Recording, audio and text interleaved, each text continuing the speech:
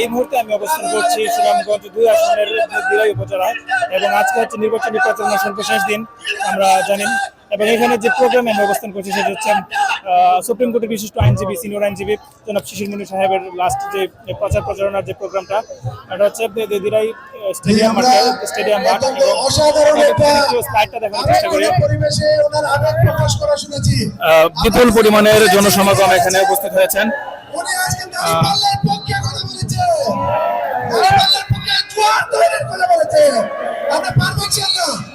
সুযোগ দিতে পারতাম আমাদের জন্য ভালো হতো। আমি আপনাদের কাছে ক্ষমা চেয়ে নিচ্ছি। আমরা প্রবাসীদের প্রতিনিধি হিসেবে সুনামগঞ্জ 2 আসনে শিশির মুনিরের বিরোধী যে জনাব শিশির মুনি হচ্ছেন জামাত ইসলাম মনোনীত প্রার্থী, দাঁড়িপাল্লা প্রতীক নির্বাচন করছেন এবং অপরদিকে আছেন বিএনপির প্রতীক বিএনপি মনোনীত প্রার্থী জনাব নাসিরউদ্দিন চৌধুরী ধানের শীষ প্রতীক নির্বাচন করছেন।